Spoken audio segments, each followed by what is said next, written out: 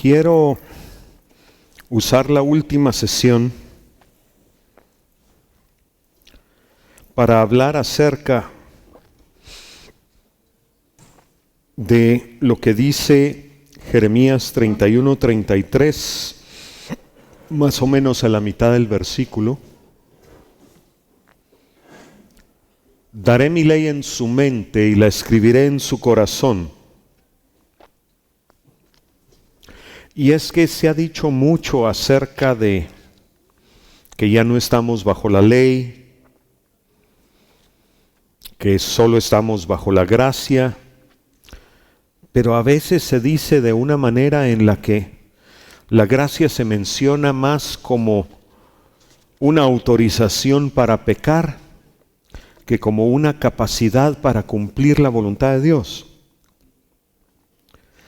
¿Qué dijo Jesús al respecto? Vayamos a el principio del Sermón del Monte, Mateo 5, del 17 al 20.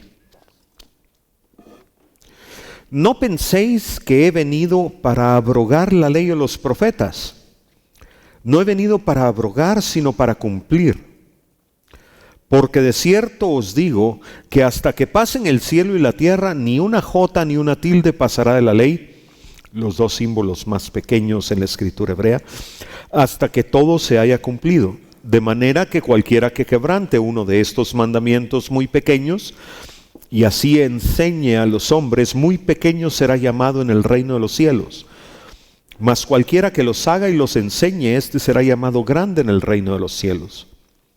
Porque os digo que si vuestra justicia no fuere mayor que la de los escribas y fariseos, no entraréis en el reino de los cielos. Aquí hay dos cosas que quisiera mencionar. La primera es que el versículo 19 menciona mandamientos pequeños que quebrantarlos no llevan a perdición, pero sí llevan a no ser vencedores, a no llegar a la estatura que Dios quiere de nosotros. Habla de que los que quebranten esos mandamientos serán llamados pequeños en el reino. Por otro lado, el versículo 20 sí nos pone algo un poco más complicado. Si nuestra justicia no fuere mayor que la de los escribas y fariseos, no entraremos en el reino. Ahora, ¿cómo era la justicia de los escribas y fariseos? Ellos se apegaban a la ley, pero no entendían el espíritu de la ley. Ellos trataban de cumplir la letra de la ley, pero no conocían al Dios que les había dado la ley. Entonces, nosotros hemos sido llamados a hacer más que eso. Sí, hay una ley moral que Dios estableció y vamos a hablar de ella en esta sesión, que tenemos que cumplir, pero no se trata de que cumplamos la letra de la ley únicamente, sino que debemos llegar al nivel del nuevo pacto, que es más alto, que es conocer el corazón del Dios que nos dio la ley y actuar conforme a el deseo de su corazón. Y por eso es que necesitamos el corazón de carne, porque no vamos a poder vivir lo que Dios espera de nosotros sin ese corazón. No vamos a poder recibir la gracia necesaria para poder cumplir con su ley moral si Él no nos cambia el corazón, y tampoco vamos a poder enseñar todo el consejo de Dios si Él no nos cambia el corazón. Y por eso es que la progresión que yo quise llevar este estudio fue primero que Él nos quita el corazón de piedra, después Él nos da un corazón de carne y por último nosotros vamos a querer cumplir con su ley. Porque Él la pone en nuestra mente y la escribe en nuestro corazón. Y esto no quiere decir que Él la escribe en nuestro corazón para que nosotros la podamos leer, sino quiere decir que Él la escribe, Él pone pensamientos e intenciones que nos llevan a querer cumplir la ley y a esforzarnos por cumplir la ley. ¿Qué dice Filipenses 2:13? Porque Dios es el que en vosotros produce así el querer como el hacer por su buena voluntad. Él es el que hace que nosotros querramos hacer el bien y que tengamos las fuerzas para hacerlo. No solo el deseo, sino la acción. Romanos 5:17 nos dice: pues si por la transgresión de uno solo reinó la muerte, y aquí habla de Adán, mucho más reinarán en vida por uno solo, Jesucristo, los que reciben, y aquí menciona dos cosas: la abundancia de la gracia y el don de la justicia. Y aquí quiero describir estas dos cosas del siguiente modo. La abundancia de gracia, cuando la recibimos de Dios, nos da el poder para cumplir la ley moral de Dios. Nos da la fortaleza para decirle no al pecado y sí a las obras de vida. Y el don de justicia, lo que nos da es el carácter para cumplir la ley. La gracia nos da el poder y la justicia nos da el carácter. Porque cuando somos hechos justos por Dios, cuando Él forja en nosotros su justicia, nuestro carácter va a querer hacer justicia, va a querer cumplir la ley. Ahora, como ya hemos dicho, necesitamos que Él trate con nuestro corazón primero, pero cuando Él trata con nosotros, se hace vida lo que dice la primera carta de Juan, capítulo 5, versículo 3. Pues este es el amor a Dios, que guardemos sus mandamientos. Y quiero enfocarme en la parte final de ese versículo. Y sus mandamientos no son gravosos, lo que quiere decir que sus mandamientos no nos pesan, sino que los aceptamos con alegría. Pero eso requiere una renovación interior, si lo queremos decir de esa manera. Cuando Dios quita el corazón de piedra y nos da el corazón de carne, lo amamos y nos deleitamos en obedecerle.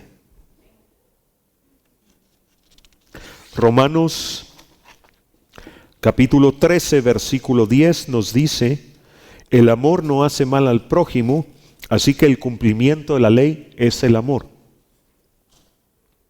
El propósito de la ley en el antiguo pacto era exponer el pecado.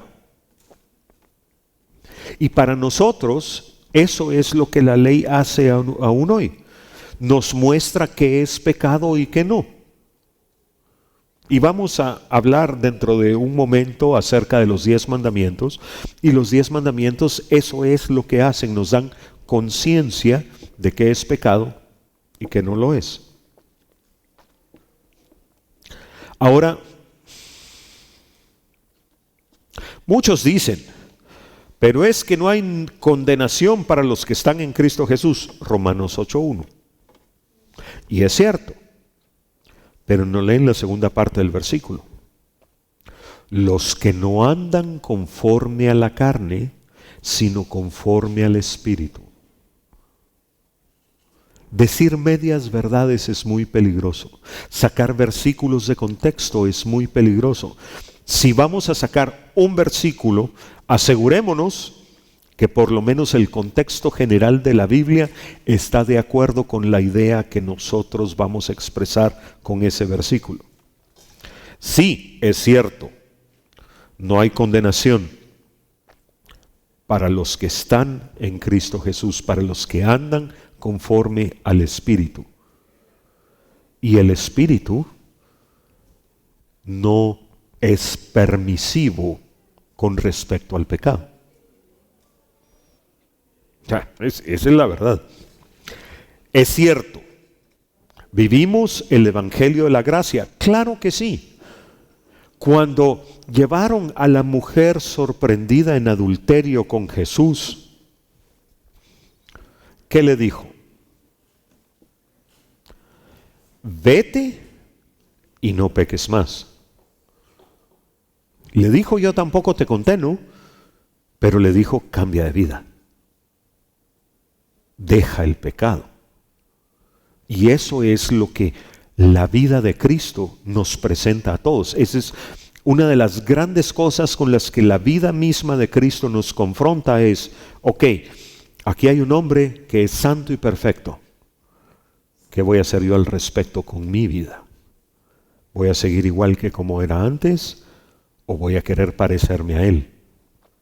Entonces sí, hay gracia, y la gracia es lo que Dios derrama en nosotros para dejar el pecado y parecernos cada día más a Cristo. Y como ya leímos en Efesios 4, hemos sido llamados a llegar a la estatura de la plenitud de Cristo. Y la gracia, eso es para lo que nos capacita, para cumplir con ese deseo del corazón de Dios.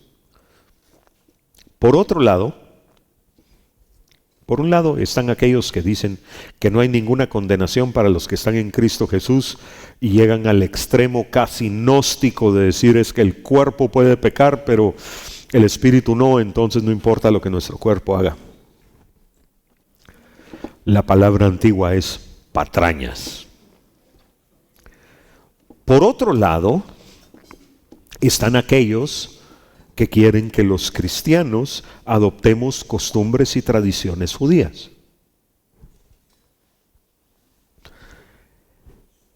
¿Qué hizo Pablo? Ok, Pablo era judío, fariseo, discípulo de Gamaliel, estricto en el cumplimiento de la ley, tanto que persiguió cristianos hasta la muerte. Cuando se encontró con Cristo, ¿qué es lo que dijo él respecto a las costumbres? Él tal vez es la persona que más derecho tenía a emitir opinión al respecto. Y en Gálatas capítulo 2, versículos 11 al 14, nos dice algo muy interesante.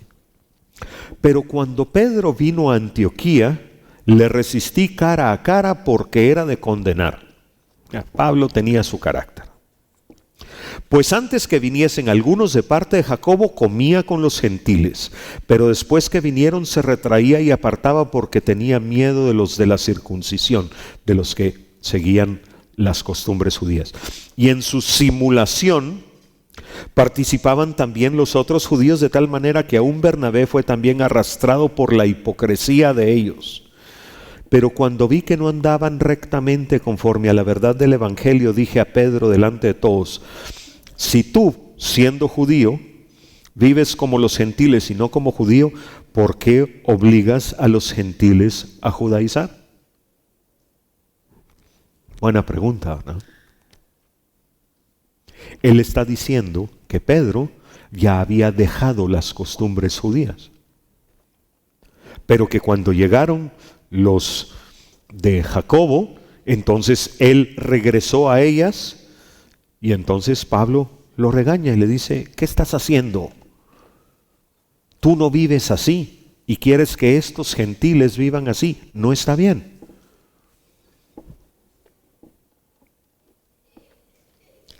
También hay muchos que dicen, y tienen razón en cierto sentido, que la ley fue clavada en la cruz de Cristo. Y citan Colosenses 2, del 13 al 14. Y vosotros, estando muertos en pecados y en la incircuncisión de vuestra carne, os dio vida juntamente con él, perdonándoos todos los pecados, anulando el acta de los decretos que había contra vosotros, que nos era contra nosotros, que nos era contraria, quitándola de en medio y clavándola en la cruz, la ley. Sí, pero la ley básicamente tenía tres partes: la ley moral, los 10 mandamientos y sus equivalentes, la ley civil, la aplicación de penas cuando las relaciones entre las personas en el pueblo no estaban bien, y la ley ceremonial, la ley de los sacrificios, el servicio en el tabernáculo y en el templo, etc. Fue la ley ceremonial la que fue abolida en la cruz. Tan así que en el año 70, cuando fue destruido el templo, cesó el sacrificio y no se ha vuelto a restaurar hasta el día de hoy. Pero las leyes civiles siguen siendo vigentes. Es cierto, han evolucionado en los últimos 2000 años, sí. Las leyes civiles judías de ese tiempo no son las mismas que las del Estado de Israel hoy, ni son las mismas de otros países en este momento, pero la ley civil sigue existiendo y la ley moral, por supuesto, sigue siendo válida. Dios puso conciencia en todo ser humano. Todo ser humano sabe que matar es malo. Ok, voy a cambiar. Todo ser humano sabe que asesinar es malo, para ponerle la connotación correcta. Todo ser humano sabe que robarle la esposa al vecino es malo, o el esposo a la vecina es malo. Es algo que no necesitan explicárnoslo mucho. Hay ciertas cosas que Dios escribió en la conciencia del hombre. Y si la conciencia sigue siendo vigente, la ley moral, que es un poquito más detallada, también sigue siendo vigente. Colosenses 2:16, que es la continuación de este pasaje donde muchos dicen que fue clavada la ley en la cruz, dice, le da su verdadero sentido. Por tanto, nadie os juzgue en comida o en bebida, o en cuanto a días de fiesta, luna nueva o días de reposo. Y todo eso que está escrito ahí es la ley ceremonial. ¿Qué podían comer o no podían comer los judíos? ¿Cuáles eran sus días de fiesta? Sus celebraciones, su día de reposo. Cuando se reunió el concilio en Jerusalén, ya en el Nuevo Testamento, en el libro de los Hechos de los Apóstoles, y se pusieron a pensar los apóstoles, que eran de religión judía, qué es lo que le iban a pedir a los gentiles que hicieran. ¿Qué preceptos de la ley tenían que seguir?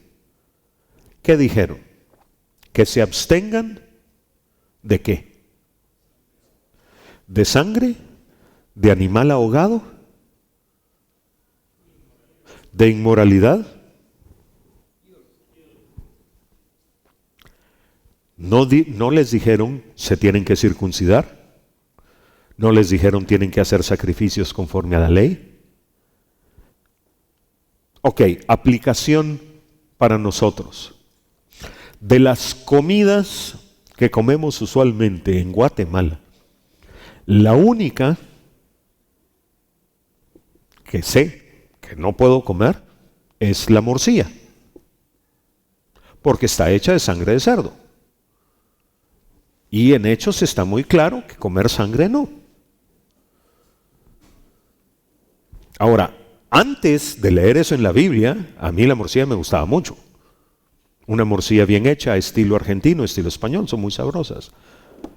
Pero cuando vi que Hechos dice no, abstenerse de sangre, bueno, pues abstenerse de sangre. Y hace pocos años que tuve la oportunidad de cenar con un pastor argentino en Buenos Aires, él pidió un asado y estaba la morcilla ahí, me dice, ¿no vas a comer morcilla? Y le digo, no, gracias. ¿Y por qué? Porque Hechos dice que no debo. Casi me pega. Casi me pega. Pero, ok, de todo lo que puedo comer, la Biblia me dice que no coma una cosa, sangre. Me puedo abstener. En Guatemala, el ganado vacuno, no sé otras especies, pero la res es desangrada en el matadero, no es estrangulada, sino, o sea, se le quiebra la columna, pero inmediatamente se le cortan las arterias de aquí y se sangra el animal, se cuelga las patas traseras a que saque toda la sangre. Entonces, en la carne que compramos en los supermercados, a nuestra manera, pero cumplimos con que no es animal estrangulado. Entonces, los requerimientos ceremoniales no son para nosotros. En las iglesias no vamos a exigir que para la Santa Cena el pan sea sin levadura. No es necesario. Pan. Que nadie os juzgue en comida o en bebida o en cuanto a días de fiesta, luna nueva o días de reposo. Ahora, por otro lado, cuando estudiamos las fiestas y las ofrendas en Levítico, tienen significados espirituales para nosotros, no físicos, espirituales, muy importantes, y tan así que uno de los cursos de este instituto se llama precisamente Fiestas y Ofrendas, y cuando lo ha enseñado el pastor Allen Claycomb, mis respetos. Hay mucho que aprender. Ahora, la ley moral en el nuevo pacto no es una copia exacta de la ley moral del antiguo pacto. Los requerimientos en el nuevo pacto son más altos, más estrictos.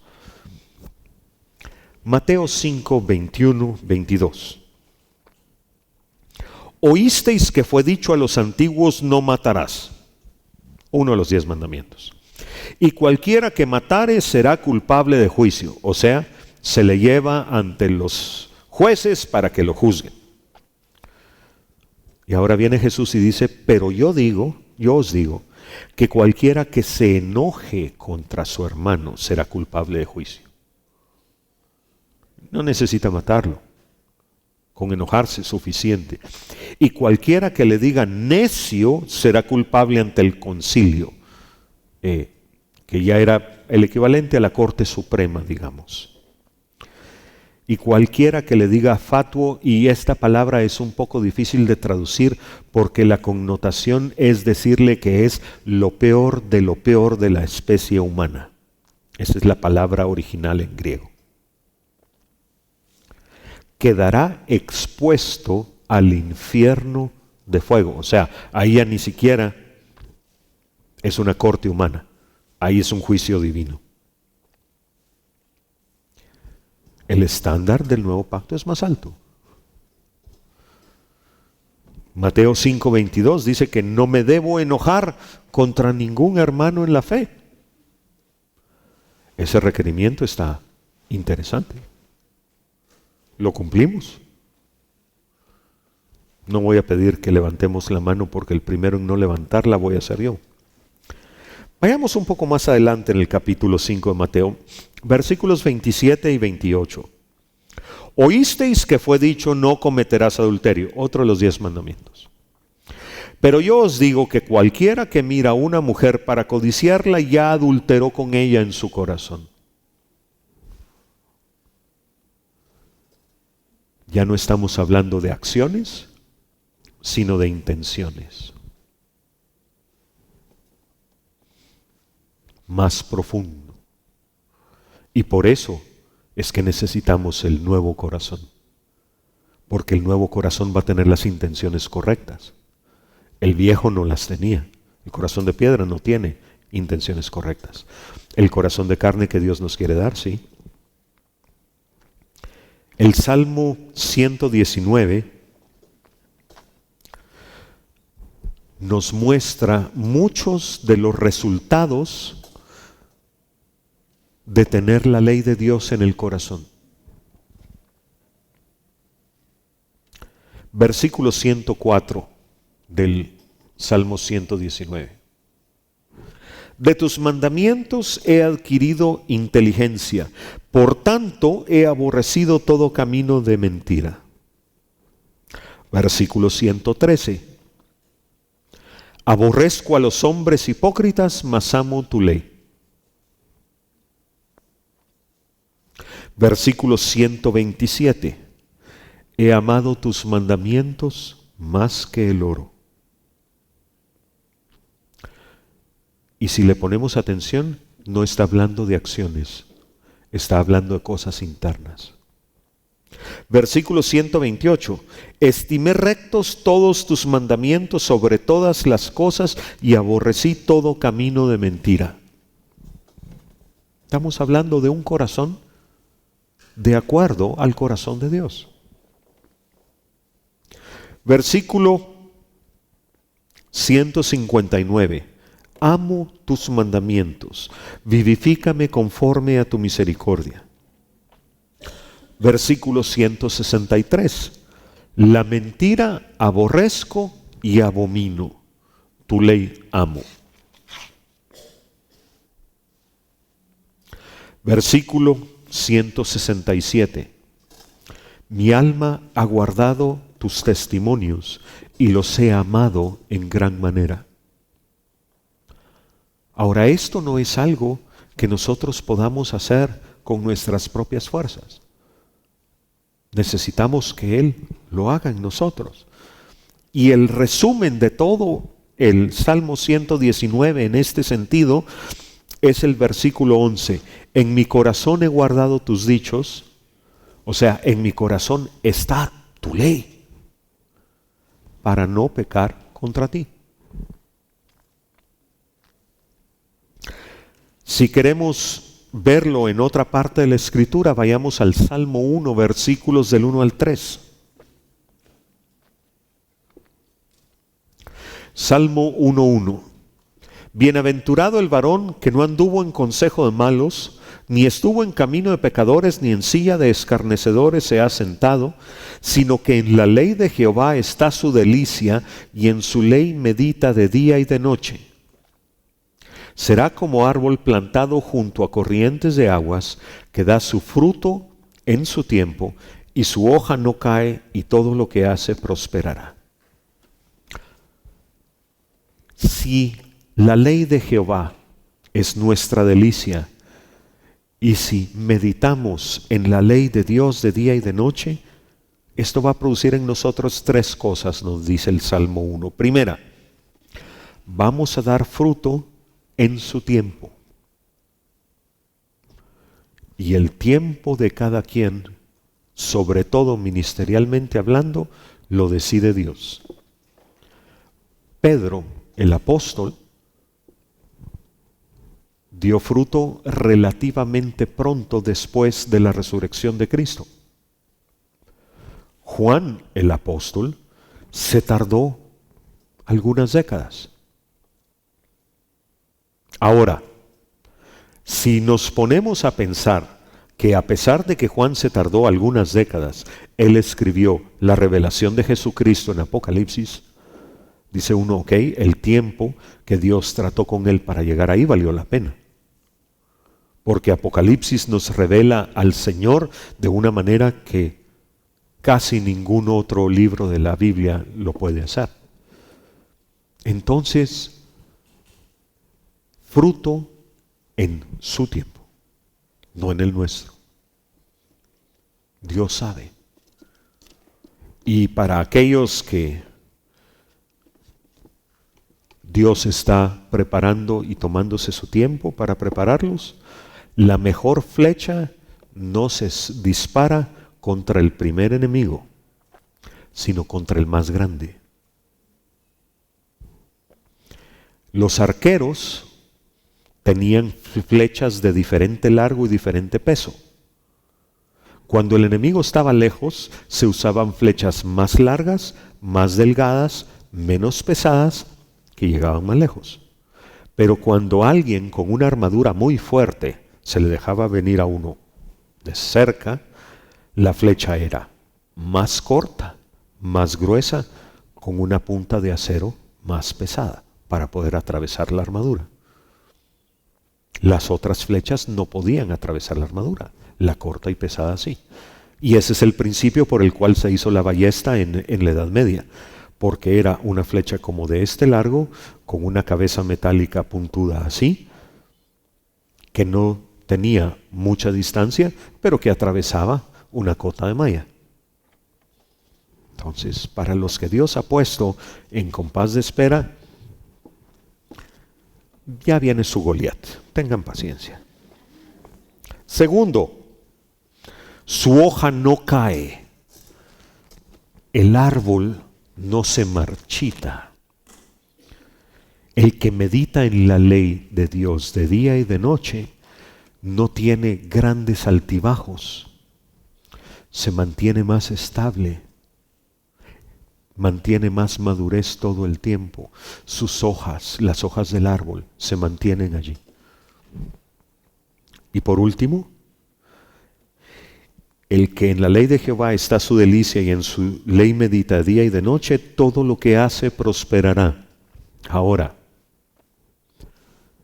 esto hay que entenderlo bien.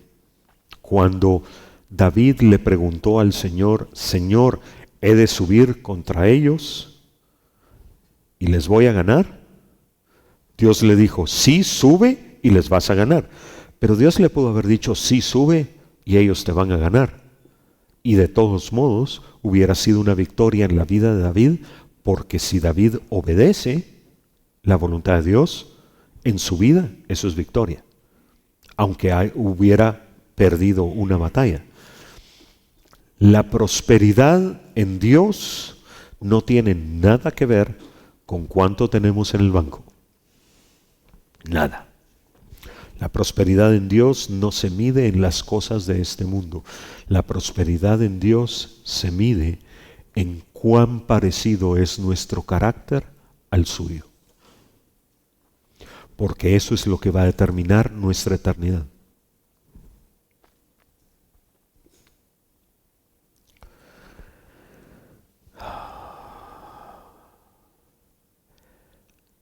El propósito de la ley es hacernos entender qué es pecado. Y eso ya lo he mencionado más de una vez. Pero el siguiente paso es para que le pidamos a Dios que lo arranque de nuestra vida. Si yo sé que es pecado, los 10 mandamientos son otro espejo. Leo los 10 mandamientos y me veo a mí mismo y digo,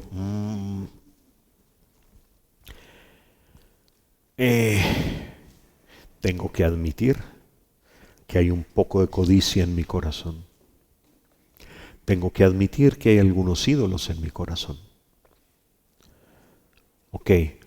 La ley me midió y me encontró falto, entonces voy con Dios y le digo, Señor, arranca de mi corazón esa codicia, arranca de mi corazón esa idolatría.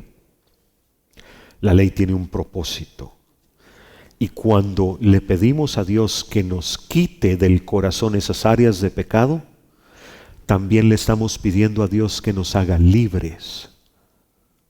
Porque el pecado trae esclavitud, mas la verdad que es Cristo nos hace verdaderamente libres. Hay quienes creen que el vivir de acuerdo a la ley y a la voluntad de Dios es una esclavitud. No, no lo es. Es libertad. Esclavitud es tener un pecado y no poderlo soltar.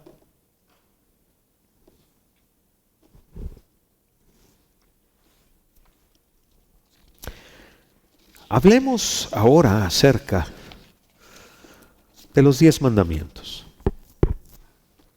Éxodo capítulo 20, versículos del 2 al 3. Yo soy Jehová tu Dios que te saqué de la tierra de Egipto, de casa de servidumbre, de casa de esclavitud. No tendrás dioses ajenos delante de mí. Primer mandamiento. No tendrás dioses ajenos delante de mí. Y esto no se refiere solo, y en nuestro tiempo han perdido mucha importancia, las estatuas de bulto que la gente adoraba o adora. Sí, en su tiempo fue mucho más problema que hoy. Hoy los ídolos son un poco más escondidos. Pero es necesario que nos hagamos la pregunta, ¿es Jehová realmente nuestro Dios? Con todo lo que eso implica. ¿Es Jesucristo nuestro Señor?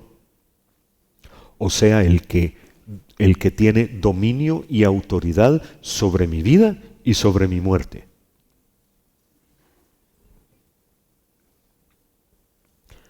Hemos dejado que el Señor saque de nuestro corazón los ídolos que teníamos antes. El doctor Paul Caram tiene una excelente enseñanza acerca de los 8 ídolos del corazón humano. Y el último y el más complicado es el ídolo del yo. Yo me puedo convertir en el peor ídolo de mi corazón. Y eso es una trampa en la que mucho cristiano cae.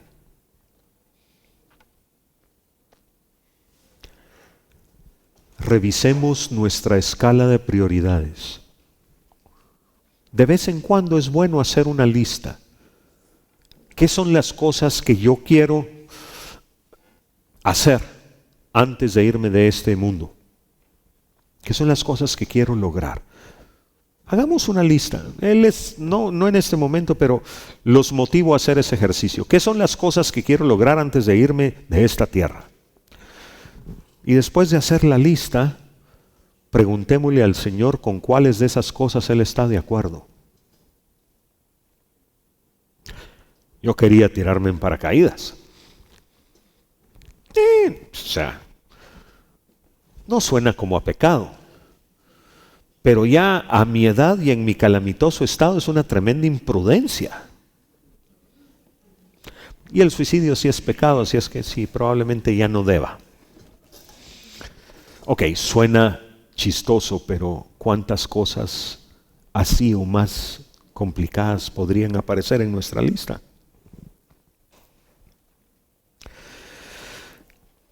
Segunda carta de Pablo a los Corintios, capítulo 6, versículo 16, hablando de los ídolos, dice: ¿y qué acuerdo hay entre el templo de Dios y los ídolos? Porque vosotros sois el templo del Dios viviente, como Dios dijo: habitaré y andaré entre ellos y seré su Dios y ellos serán mi pueblo. Este versículo es del nuevo pacto definitivamente. Él quiere ser nuestro Dios y quiere que nosotros seamos su pueblo. Y somos templo del Dios viviente.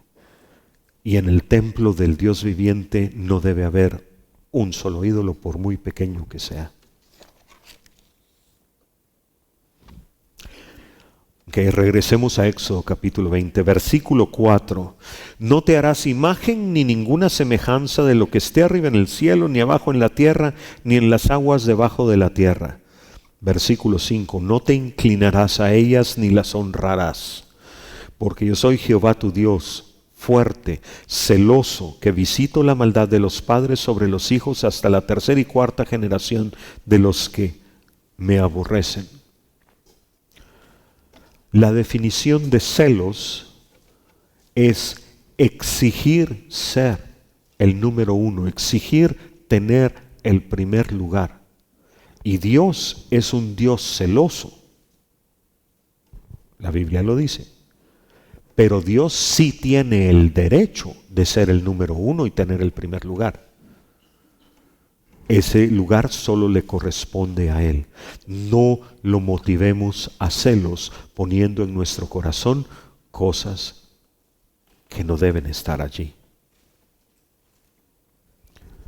Cosas o personas. No debemos endiosar a las personas. Nuestros afectos deben ser controlados por el Espíritu. ¿Sí? Ustedes conocen a mi esposa. Mi esposa tiene un lugar muy importante en mi corazón. Pero el número uno es el Señor y así debe mantenerse.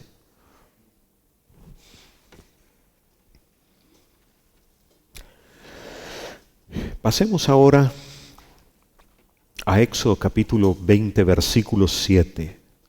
No tomarás el nombre de Jehová tu Dios en vano, porque no dará por inocente Jehová al que tomare su nombre en vano. Ahora, no se trata solo de pronunciar el nombre de Dios en circunstancias que no debemos. Creo que eso es fácil de entender. Pero tampoco debemos de dar motivo a que otros lo hagan. Si mi conducta hace blasfemar a alguien, es mi culpa, porque yo lo provoqué. Romanos 2:24. Porque como está escrito, el nombre de Dios es blasfemado entre los gentiles por causa de vosotros.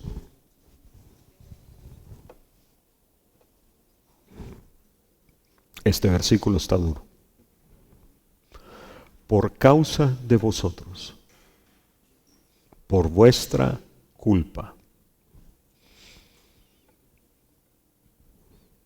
¿Y por qué pasa eso? Por lo que dice en la carta de Pablo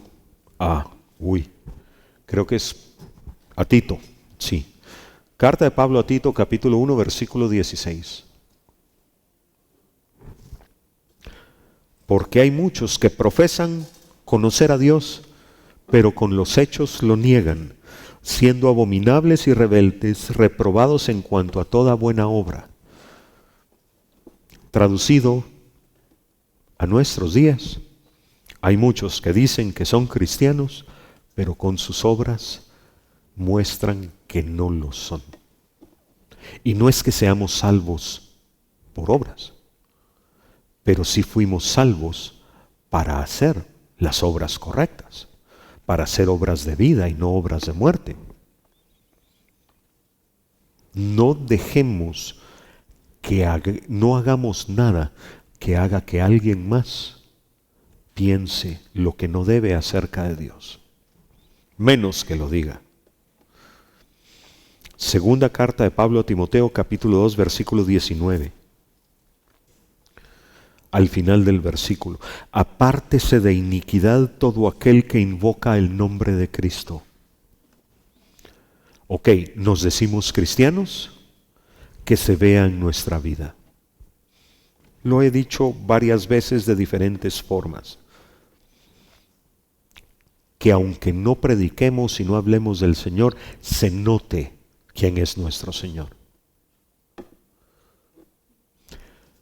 Evangelio de Juan, capítulo, creo que es 15. No estoy seguro, pero sí es entre el 14 y el 17. En esto conocerán que son mis discípulos, en que se aman unos a otros. Y el amor se expresa, no es un sentimiento, es una decisión que se expresa en acciones.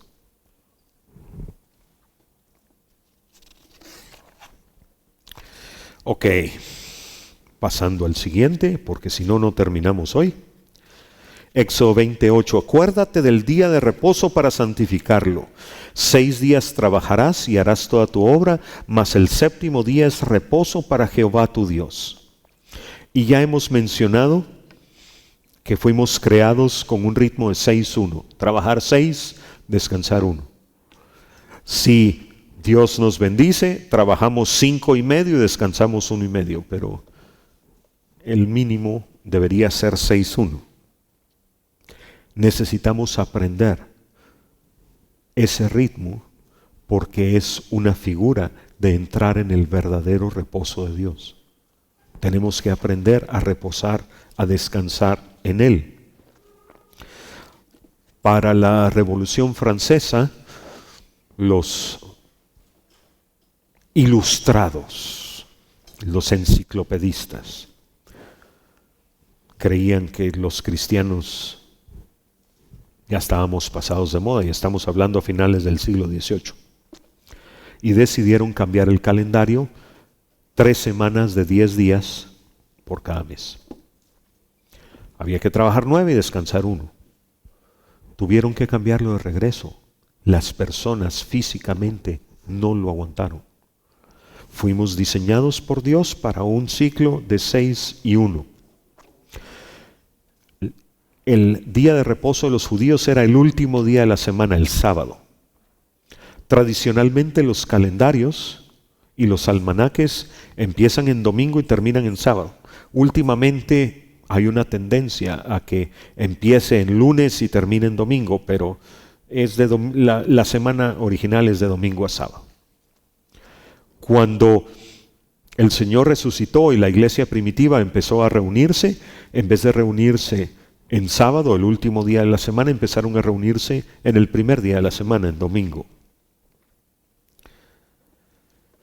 Ahora, pregunta, ¿y qué de los que tienen que trabajar en domingo? Algo que es muy común ahora en Guatemala, los call centers. ¿Cuántos call centers exigen que sus empleados trabajen en domingo? ¿Y cuántas personas el trabajo que pueden conseguir, el mejor que pueden conseguir es trabajar en un call center? ¿Qué piensan ustedes? Esto no es lo ideal. Lo ideal es que uno tenga el domingo libre y que uno pueda venir a la iglesia el domingo. Creo que eso es lo mejor que uno puede hacer. Pero a veces no se puede. Las personas que trabajan como bomberos y que tienen turnos en domingo. Los médicos que tienen que atender pacientes en domingo. O sea, hay razones que no son excusas que no se puede venir el domingo a la iglesia. Esas personas deben encontrar un día de su semana y dedicárselo al Señor. Ok, tal vez no es domingo porque no puede. Médico de sala de emergencias en un hospital va a tener que estar ahí todo el día y probablemente 24 horas seguidas. Perfecto. Señor doctor, encuentre un día de su semana para dedicarle al Señor. Y que ese sea su día de reposo. No es lo ideal, como digo, pero a veces es necesario. Éxodo capítulo 20, versículo 12. Honra a tu padre y a tu madre para que tus días se alarguen en la tierra que Jehová tu Dios te da. Y Efesios 6 del 2 al 3 nos dice que este es el primer mandamiento con promesa. Honra a tu padre y a tu madre, que es el primer mandamiento con promesa para que te vaya bien y seas de larga vida sobre la tierra. ¿Ok? Honrar padre y madre. Y el honrar lleva un concepto de obediencia. No son la misma cosa. Pero el honrar padre y madre lleva un componente de obediencia. Colosenses 3:20. Hijos, obedeced a vuestros padres en todo porque esto agrada al Señor. Ok. Primero, ¿ven esa palabra hijos ahí? La palabra en griego es teknun, hijo pequeño que vive en la casa de sus padres, bajo su potestad. No es huíos, no es un hijo maduro.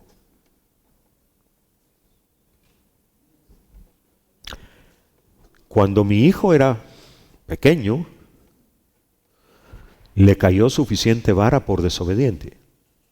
No le caía por travieso. Travesuras, yo era más travieso que él, entonces tenía que darle un poco de espacio. Pero por desobediente sí le caía. Tenía que aprender a obedecer.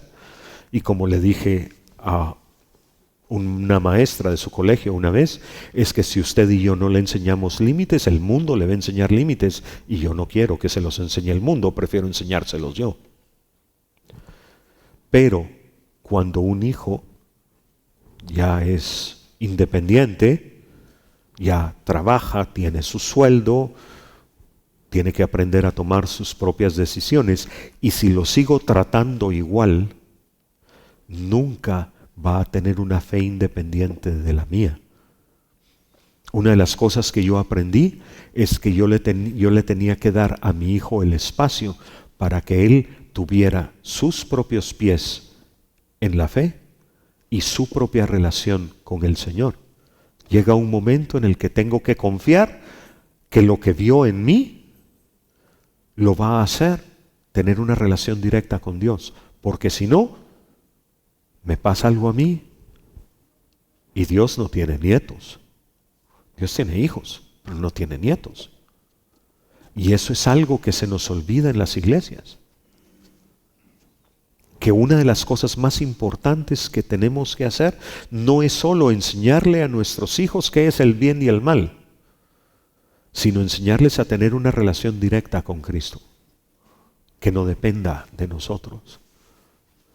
Y la primera vez que mi hijo me dijo, es que Dios me dijo tal cosa, paré y le puse atención, porque eso me hablaba de una relación que ya no dependía de mí.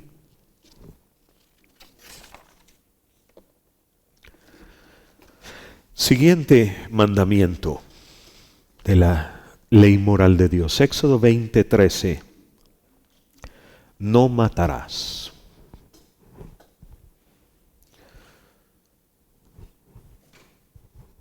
No asesinarás. Pero hay otras implicaciones en nuestro tiempo. A veces nos hacemos la vista gorda de acciones que están planeando otros que son asesinato. Aceptar tácitamente un aborto, por ejemplo. No, si yo no soy responsable. Ella hizo lo que quiso hacer. Ajá. ¿Y qué le dijiste al respecto? Nada. ¿Y sabías que estaba planeando un aborto? Sí. ¿Y no le dijiste nada? No. Cómplice. El vigía que no le avisa al pueblo que viene un enemigo es responsable de la sangre del pueblo, dice el Antiguo Testamento. El que sabe hacer el bien y no lo hace es pecado, dice el Nuevo Testamento.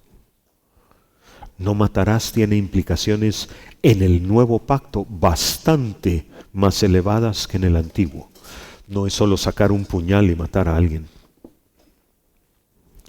¿Y qué de cuando vemos a alguien con muchos problemas, con tendencias suicidas, y no nos queremos meter en problemas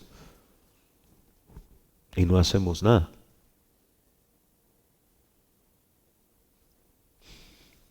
Este no fue el caso, pero a mí me pasó poco después de mi conversión algo similar. Un amigo mío que había sido compañero de muchas parrandas, me empezó a llamar, a invitar a almorzar, y yo decía, es que este es un borracho y no me quiero juntar con él. Muy fariseo yo. Y le decía, no, es que no tengo tiempo, es que no tengo dinero, yo te invito. Y nunca le dije que sí. Y un día salió de la casa de la novia, se metió en su carro, agarró la pistola y se voló la tapa de los sesos.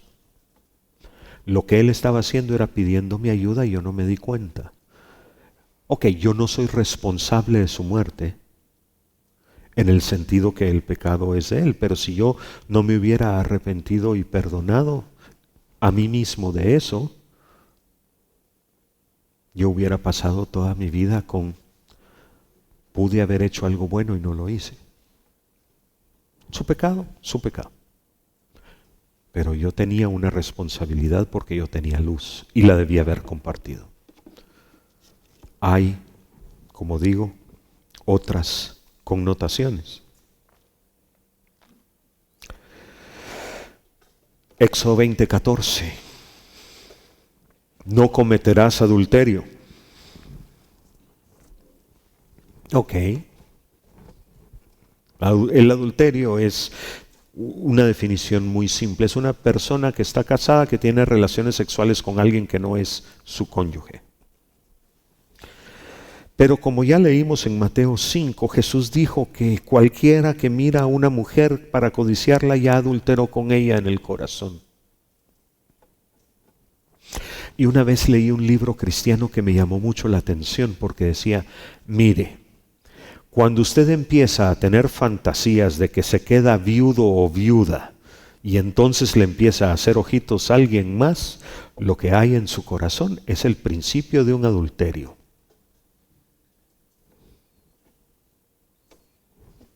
Un estándar más alto.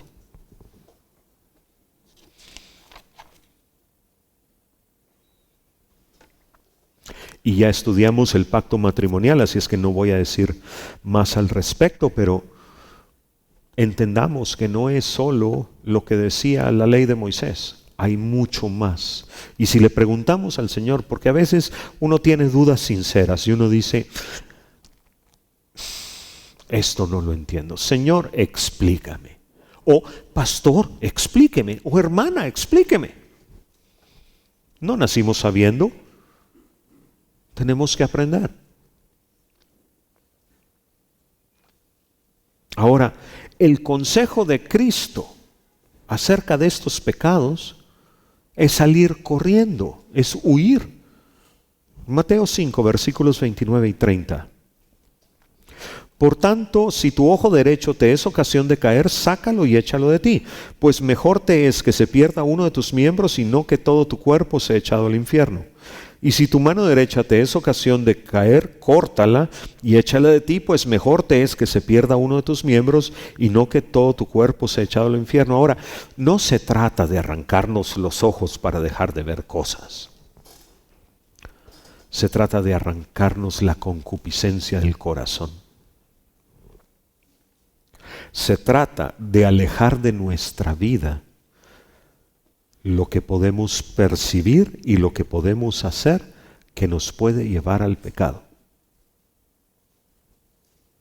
Hace buen número de años, mi clase de graduación de secundaria se reunía una vez al mes, puro relojito. Y llegó un momento en el que yo tuve que decidir, ya no voy. Sus conversaciones, sus intenciones, sus aficiones no tenían nada que ver con el Señor, entonces tuve que dejar de asistir. Hay cosas que debemos mantener lejos. Siguiente mandamiento, Éxodo 20:15. No hurtarás. Y no se trata solo del robo que nosotros conocemos.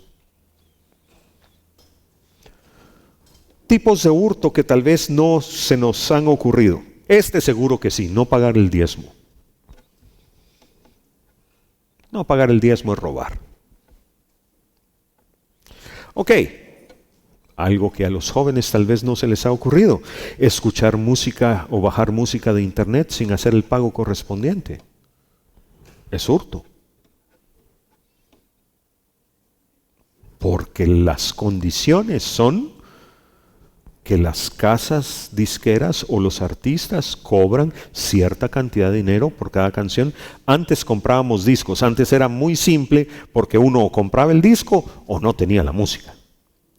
Pero ahora, hackers dicen, y solo hacen así, y al teclado. El uso de programas informáticos sin haber pagado sus licencias. Es hurto. El no rendir en el trabajo de acuerdo con las condiciones contratadas. Hay en general dos grandes líneas de pensamiento con respecto al trabajo. A mí me pueden pagar por hacer este trabajo o a mí me pueden pagar por trabajar cierto número de horas. Generalmente son las dos grandes divisiones. Y de acuerdo a cómo me contrataron, yo como cristiano debo cumplir. ¿Por qué? Porque entre otras cosas di mi palabra. Y mi palabra debe ser cumplida. Pero también porque si no cumplo con el contrato, le estoy robando a quien me paga. Una que en Latinoamérica, a todos los latinoamericanos nos cuesta esto, creo. El plagio. el atribuirse la autoría de conceptos o escritos que pertenecen a otros sin dar el crédito correspondiente.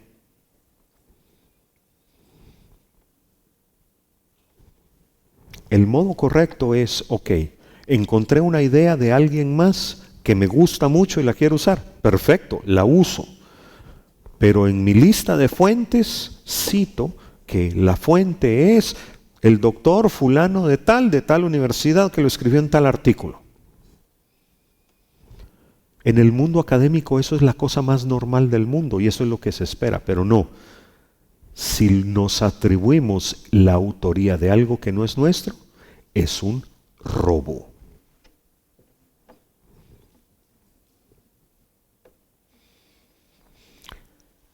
Muchos cristianos no dejan el pecado del hurto porque no se les ha enseñado el principio de restitución. Levítico 5, del 15 al 16. Cuando alguna persona cometiere falta y pecare por hierro en las cosas santas de Jehová, traerá por su culpa a Jehová un carnero sin defecto de los rebaños conforme a tu estimación en ciclos de plata el ciclo del santuario en ofrenda por el pecado, y pagará lo que hubiere defraudado las cosas santas y añadirá a ello la quinta parte y lo dará al sacerdote. Levítico 6, del 2 al 5, dice lo mismo, ya no en las cosas santas. Cuando una persona pecare e hiciere prevaricación contra Jehová y negare a su prójimo lo encomendado o dejado en su mano, o bien robare o calumniare a su prójimo, o habiendo hallado lo perdido después lo negare y jurare en falso, versículo 5, lo restituirá por entero a quien pertenece y añadirá a ello la quinta parte. Caso típico en Guatemala. Voy caminando por ahí, me encuentro un billete de 100 quetzales tirado ahí. ¡Ay! ¡Gloria a Dios! Y lo agarro y me lo meto en la bolsa. ¿Era mío? No. ¿Tenía dueño? Sí. Definición de hurto: tomar lo que le corresponde a alguien más sin permiso y quedármelo. Me lo robé. Lo que debo hacer, ¿de quién es? Y el principio de restitución dice que cuando uno hurta, debe devolver con un quinto añadido. Es lo que dice la ley moral. Si aprendiéramos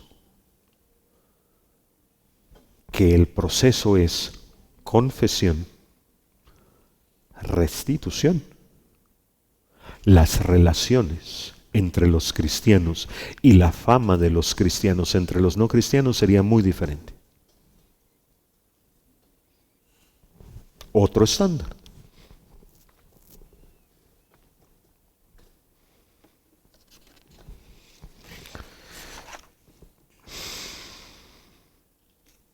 Primera de Corintios 6, 9. ¿No sabéis que los injustos no heredarán el reino de Dios? Siguiente versículo. Ni los ladrones, ni los heredarán el reino de Dios. Ahora, si ha sido nuestro problema, Apocalipsis 22, 14. Bienaventurados los que lavan sus ropas para tener derecho al árbol de la vida y para entrar por las puertas en la ciudad. Dios puede perdonar cualquier pecado si lo confesamos, pero en este caso la confesión no es suficiente, debe haber restitución. Y en Latinoamérica, que muchos políticos, no todos, pero muchos políticos son tan especiales para aumentar sus bienes. Si hubiera un político, uno, que se convirtiera e hiciera restitución, eso sería admirable. Siguiente, y ya me pusieron la luz amarilla, pero quisiera terminar. No hablarás contra tu prójimo falso testimonio. Éxodo 20:16.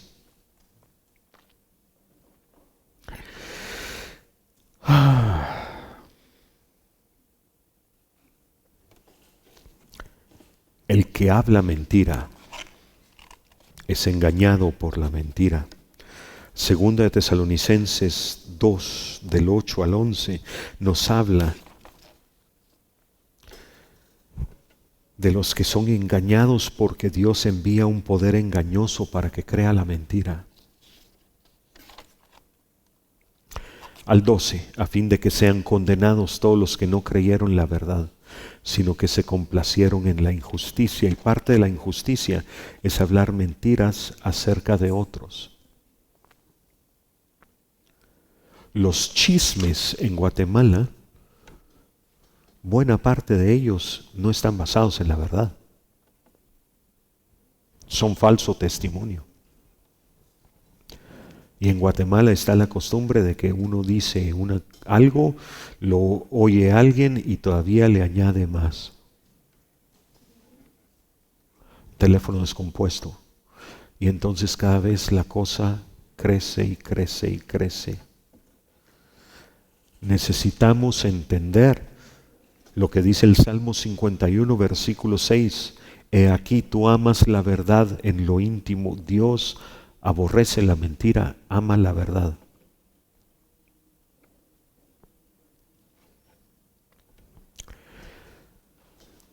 Y por último, Éxodo 20:17. No codiciarás la casa de tu prójimo, no codiciarás la mujer de tu prójimo, ni su siervo, ni su criada, ni su buey, ni su asno, ni cosa alguna de tu prójimo. La codicia es el deseo ilícito o excesivo de algo o de alguien. Y la avaricia, que es codiciar excesivamente los bienes materiales, es una forma de idolatría. Colosenses 3:5. Al final, avaricia, que es idolatría. Ahora, tristemente, y aquí vamos a hablar del estándar de Dios, mucha predicación actual y mucha respuesta a esa predicación está basada en la codicia. Pareciera que no tuviéramos puestos los ojos en lo eterno, sino en lo temporal. Y lo que le falta a esa predicación es el elemento del contentamiento. Primera de Timoteo capítulo 6, versículos del 6 al 10. Pero gran ganancia es la piedad acompañada de contentamiento, porque nada hemos traído a este mundo y sin duda nada nos podremos sacar.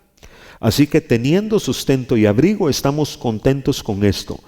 Porque los que quieren enriquecerse caen en tentación y lazo y en muchas codicias necias y dañosas que hunden a los hombres en destrucción y perdición. Porque raíz de todos los males es el amor al dinero, el cual codiciando algunos se extraviaron de la fe y fueron traspasados de muchos dolores. Yo no estoy en contra de los bienes materiales, ni de disfrutarlos. Pero no debe ser una de nuestras prioridades. El Señor debe ser el número 1, hacer su voluntad debe ser el número 2. Si Él nos bendice con cosas materiales, perfecto, y si no, también perfecto. Como dijo Pablo, teniendo sustento y abrigo, estemos contentos con esto. Cuando yo me comprometí con mi esposa, como a las 2 semanas, renuncié de mi trabajo porque las condiciones estaban complicadas. Y cuando nos casamos, alquilábamos una casita chiquita, nuestros sueldos no eran muy altos y además teníamos un carro viejo con un motor de 5 litros de 8 cilindros en B que hacía gárgaras con la gasolina. Y vivíamos kilómetro 17 carretera El Salvador. pero nunca nos faltó nada. Nunca nos sobraba dinero, nunca nos faltó nada.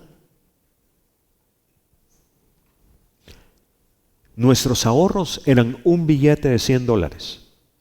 Y un día, recién casados, invitamos a una amiga misionera a pasar el fin de semana con nosotros en la casa, y a los dos por separado Dios nos dijo que le diéramos de ofrenda esos $100. O sea, nos quedamos sin ahorros. Pero nunca nos faltó nada. Contentamiento. Ok, vayamos terminando.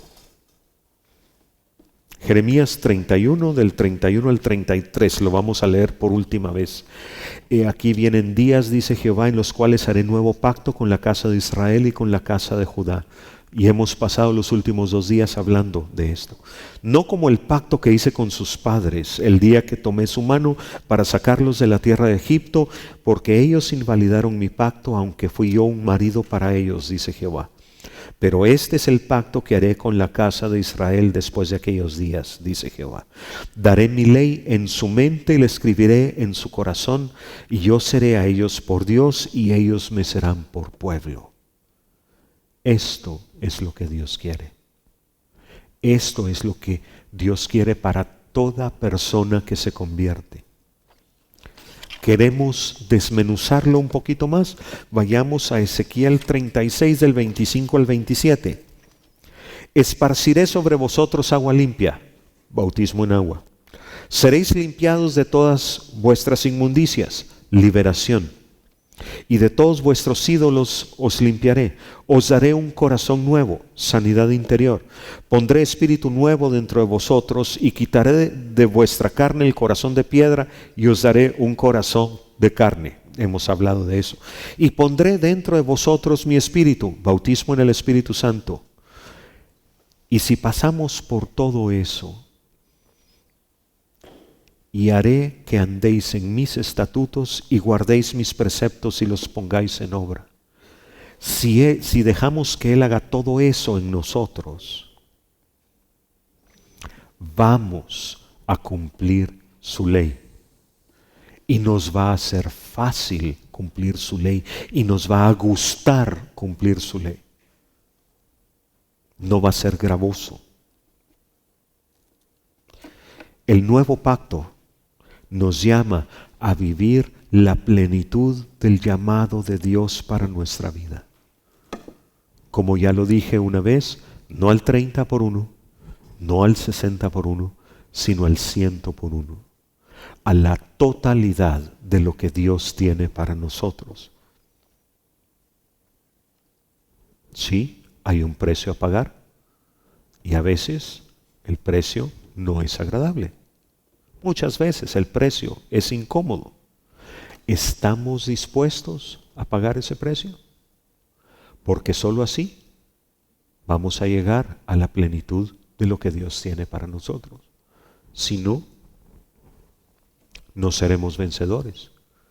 Los capítulos 2 y 3 de Apocalipsis nos hablan de los vencedores. Les recomiendo que estudien lo que reciben los vencedores, porque nos da una idea de en qué dimensión se debe mover uno para llegar allí. Oramos. Padre, en el nombre de Jesús te damos gracias. Gracias por esta semana. Gracias, Señor, porque nos has permitido estudiar este tema. Yo te pido, oh Dios, que nos sigas revelando.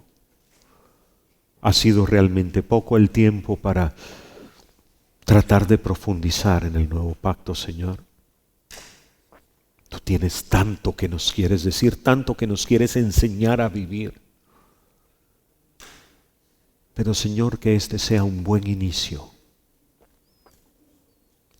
Que podamos sentir, Señor, que este curso hizo una diferencia en nuestra caminata contigo. Que de aquí en